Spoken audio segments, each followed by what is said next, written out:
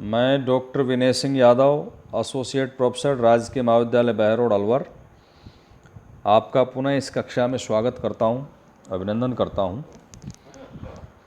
और हम पढ़ रहे थे अरस्तु के संविधानों के वर्गीकरण का सिद्धांत, और उसी क्रम में आज कक्षा का आगे का अध्ययन करेंगे। हमने देखा था कि अरस्तु अपने गुरु प्लेटो की भांति संविधानों का वर्गीकरण करता है और राज्य सरकार संविधान को एक पर्यायवाची शब्द के रूप में ग्रहण करता है। और उसमें हमने देखा था जो क्लासिफिकेशन उन्होंने किया, वर्गीकरण जो किया, वो लक्ष्य और संख्या के आधार पर किया कि उस शासन का उद्देश्य क्या है या लक्ष्य क्या है, और संख्या इसका मतलब संपूर्णता का निवास स्थान कहाँ है, और उसके बाद उसका शुद्ध रूप और विकृत रूप। तो उसमें हमने ये पढ़ा कि शुद्ध रूप में वो राजतंत्र, कुलीन तंत्र, मध्यवर्ग तंत्र या संवैधानिक तंत्र, जिसे आंग्ल भाषा में पॉलिटी शब्द कहा गया है, और इसी प्रकार संविधान के विकृत रूप में निरंकुश तंत्र, धनिक तंत्र और प्रजातंत्र का वर्गीकरण किया है। तो उसमें ये महत्वपूर्ण बात है कि जो शुद्ध रूप हैं उसमें राजतंत्र को वो सर्वोत्तम प्रथम स्थान देता है, और इसमें संपूर्ण जो सत्ता है एक राजा के हाथ में होती है। इसके 5 रूप अरस्तु बताते हैं। एक लैसीडीमोनियन राजतंत्र, दूसरा बर्बर जाति में पाए जाने वाला राजतंत्र, तीसरा निर्वाचित राजतंत्र, चौथा वीर युग का राजतंत्र, और 5वां निरंकुश तंत्र का राजतंत्र। अब यहाँ स्पष्ट है कि अरस्तु राजतंत्र की जो धारणा है वो प्लेटो के आदर्श शासक द्वारा शासित राज्य की धारणा से कुछ मिलती जुलती है, और राजतंत्र को समस्त शासन प्रणालियों में वो सर्वोच्च स्थान प्रदान करता है। परंतु उसका ये कहना है कि राजतंत्र में पक्षपात और व्यक्तिगत स्वार्थ रहता है, और उसका ये भी मानना है कि शासक मिल भी जाए ऐसा जो अपने स्वार्थों को छोड़कर सामान्य जनता का कल्याण करे, तो ये आवश्यक नहीं कि उसका उत्तराधिकारी भी वैसा ही हो। तो इस प्रकार वो राजतंत्र की आलोचना भी करता है कि साधारण परिस्थितियों में वो विधि के शासन को ही श्रेष्ठ मानता है। दूसरा जो शुद्ध रूप है वो कुलीन तंत्र है। इसमें श्रेष्ठ व्यक्तियों की सरकार होती है, और कुलीन तंत्र में उसने 3 तत्वों की बात की है: जन्म, संपत्ति और गुण। और कुलीन तंत्र के वर्गीकरण जो हैं वो धन योग्यता पर आधारित कुलीन तंत्र, कार्थेजिनियन कुलीन तंत्र और लैसीडीमोन का कुलीन तंत्र। यहाँ ये स्पष्ट है कि कुलीन तंत्र के लिए वो संपत्ति है, गुण है, इनको महत्वपूर्ण मानता है। इसके अलावा एक उपादर्श राज्य, उसका सब आइडियल स्टेट है पॉलिटी, श्रेष्ठ जनतंत्र भी कहते हैं उसको, मध्य वर्ग तंत्र कहते हैं, संवैधानिक तंत्र कहते हैं। इसको अलग अलग विद्वानों ने अलग अलग नाम से व्यक्त किया है। तो उसमें भारतीय लेखक इसको सर्वजनतंत्र, मध्य वर्ग तंत्र या मिश्रित संविधान, इस तरह से इसको व्यक्त किया गया है। पॉलिटी उसको आंग्ल भाषा में कहा गया है।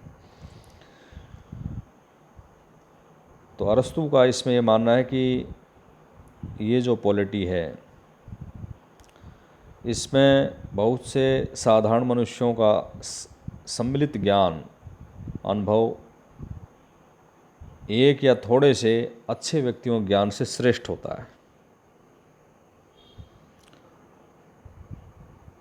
उनका ये भी मानना है कि अत्यंत संपन्न वर्ग और अत्यंत विपन्न वर्ग की तुलना में मध्य वर्ग तंत्र संयत विचार वाला होता है। वो सदा विवेक का पालन करता है, और इन दोनों ही वर्गों की तुलना में ये जो मध्यम वर्ग है इसमें आज्ञा पालन करने का गुण भी अधिक होता है। लेकिन इसमें बाधा ये है कि धनिक वर्ग और निम्न वर्ग सदा आपस में संघर्ष करते रहते हैं। वे स्वार्थवश धनिक तंत्र और प्रजातंत्र की स्थापना करते हैं, जिसमें लोक कल्याण की भावना की तुलना की अपेक्षा को उपेक्षा की दृष्टि से देखा जाता है और मध्य वर्ग की संख्या भी कम होती है। विकृत रूपों में निरंकुश तंत्र को शामिल करता है वो, और उसमें बर्बर जाति में पाए जाने वाला निरंकुश तंत्र, निर्वाचित निरंकुश तंत्र और अपूर्व निरंकुश तंत्र, टिपिकल ट्राइनेनी, ये निरंकुश तंत्र की चर्चा करता है, जिसमें वो छल बल पर आधारित होता है। शासक स्वेच्छा से प्रजा पर शासन करता है, विरोधी व्यक्तियों को गोली का शिकार होना पड़ता है, स्वतंत्रता का इसमें सदा अभाव रहता है। और एक रूप है धनिक तंत्र, जिसमें धनिकों का शासन होता है, केवल वर्ग हित और स्वार्थों की पूर्ति के लिए वो सक्रिय रहते हैं। तो इस प्रकार की शासन व्यवस्था धनिक तंत्र है। इसका भी वर्गीकरण अरस्तु ने राजनीतिक सामाजिक दोनों आधार पर किया है। तो राजनीतिक सांचे के आधार पर अधिक संपत्ति पर आधारित धनिक तंत्र है, उच्च योग्यता पर आधारित है। तीसरा वंश परंपरा सह कानून पर आधारित है, वंश परंपरा सह पदाधिकारी की संप्रभुता पर आधारित है। सामाजिक आर्थिक आधार पर भी उन्होंने क्लासिफिकेशन इसका किया है। धनिक तंत्र में बहुसंख्यक शासक, धनिक तंत्र में कुछ शासक, अधिक संपत्तिशाली व्यक्ति शासक और सबसे अधिक संपत्तिशाली शासक। लेकिन इसमें भी कुछ दोष हैं कि आंतरिक कमजोरी ये होती है कि इसमें वो आपस में ही लड़ते झगड़ते रहते हैं। बाह्य संकट ये होता है कि विपन्न वर्ग जो है, गरीब वर्ग, वो जो धनिक तंत्र का सबसे बड़ा शत्रु होता है, क्योंकि गरीबों को शासन से वंचित कर देता है और धन ही इसमें योग्यता होती है। कानून रहित शासन हो जाता है ये। और एक जो विकृत रूपों में शासन लिया है उसने प्रजातंत्र, डेमोक्रेसी। इसमें शासन बहुसंख्यक निर्धन वर्ग के हाथों में होता है और ये पॉलिटी का विकृत रूप है। संवैधानिक सरकार विकृत होकर प्रजातंत्र में परिणित हो जाती है और ये गरीबों की भलाई के लिए शासन करता है। तो इसमें वो अपने स्वार्थों की पूर्ति करते हैं। इसमें शुरू में तो जन आंदोलन करके जनता को जो सब्ज़बाग दिखाए जाते हैं, लेकिन अंत में ये राज्य की सत्ता अपने हाथों में लेकर तानाशाह की तरह शासन कर लेते हैं और जनता की स्वतंत्रता खतरे में पड़ जाती है, अव्यवस्था हो जाती है इसमें। अब जो अरस्तु ने ये 6 संविधानों का वर्गीकरण किया है, उसमें एक चक्रीय सिद्धांत का भी प्रतिपादन वो करते हैं। जिस प्रकार ऋतुओं में एक स्वाभाविक परिवर्तन होता है, उसी प्रकार राज्यों के संविधान में भी स्वाभाविक परिवर्तन होता है, निश्चित क्रम होता है उसमें कि एक के बाद एक व्यवस्थाएं बदलती चली जाती हैं। अर्थात संविधान का प्रारंभ राजतंत्र से होता है, पर जब राजा प्रजाहित का त्याग करके स्वार्थ सिद्धि में लिप्त हो जाए तो राजतंत्र निरंकुश तंत्र में बदल जाता है और इस अत्याचार से पीड़ित कुछ अच्छे और योग्य व्यक्ति कुलीन तंत्र की स्थापना करते हैं। सत्ता में आने के बाद इनके सद्गुणों की जगह स्वार्थ सिद्धि लेने लगती है, तो ये इसका पतन, फिर धनिक तंत्र का उदय होता है। फिर उसमें इस तंत्र में शासक वर्ग धन प्राप्ति के लिए जनता का शोषण करता है और ये शोषण जब चरम सीमा पर पहुंच जाता है तो जनता विद्रोह करके और संयत जनतंत्र या मध्य वर्ग तंत्र या कहें पॉलिटी की स्थापना कर देती है और काल चक्र के साथ साथ इसका रूप दूषित हो जाता है। अंत में यह अतिवादी लोकतंत्र, डेमोक्रेसी, जिसको भीड़ तंत्र के रूप में शब्द ग्रहण करता है, का रूप धारण कर लेता है। अरस्तु के अनुसार ये संविधान का निकृष्टतम रूप है। फलतः राज्य में कोई वीर और योग्य व्यक्ति व्यक्तिगत सत्ता स्थापित करके कानून के अनुसार शासन का संचालन करता है और इसके बाद संविधान का एक चक्रीय, ये जो परिवर्तन चक्र है, पुनः आरंभ हो जाता है और ये चक्र अविराम गति से चलता रहता है। तो ये उन्होंने संविधान का एक चक्रीय सिद्धांत प्रस्तुत किया है। अब यहाँ 2 बुनियादी सवाल हैं कि क्या अरस्तु प्रजातंत्र का शत्रु था या प्रजातंत्र के क्या विरुद्ध था।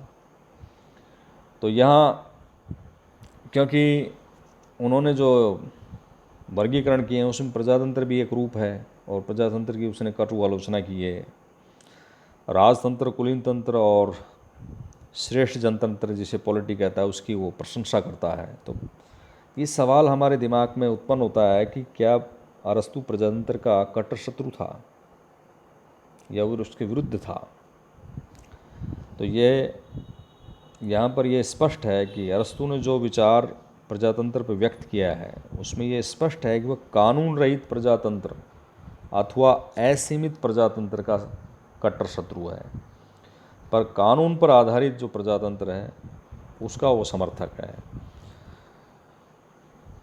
यद्यपि उसने प्रजातंत्र को विकृत शासन प्रणालियों में रखा है, निकृष्ट माना है रूप उसका, लेकिन उसने उसके दो गुण जो स्वतंत्रता और समानता है उसको स्वीकार किया है।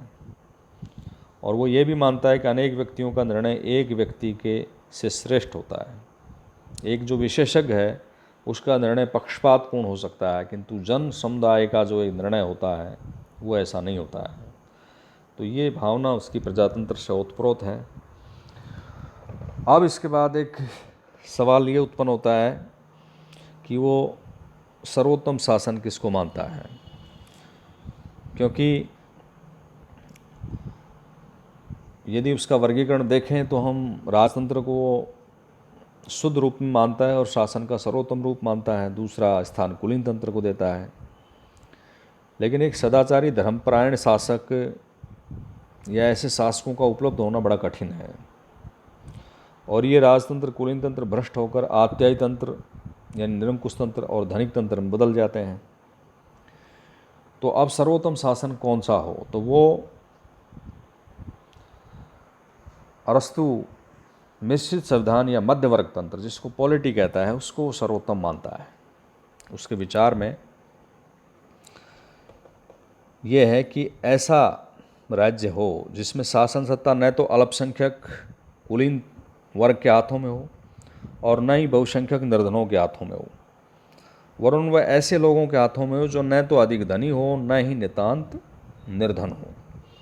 वो ऐसा मध्यम वर्ग न तो निर्धनों का शोषण करने की सोच सकता है और न ही धनिकों के ऊपर अत्याचार कर सकता है।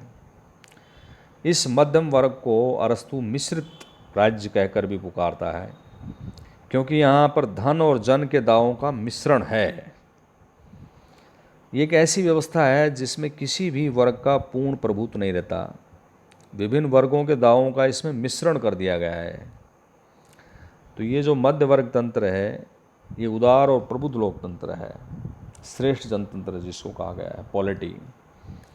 डनिंग के शब्दों को हम उद्धृत करते हुए कह सकते हैं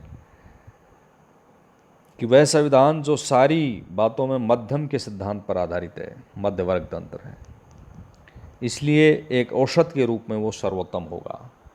तो ये अरस्तु का मिश्रित संविधान है, मध्य वर्ग तंत्र का सिद्धांत।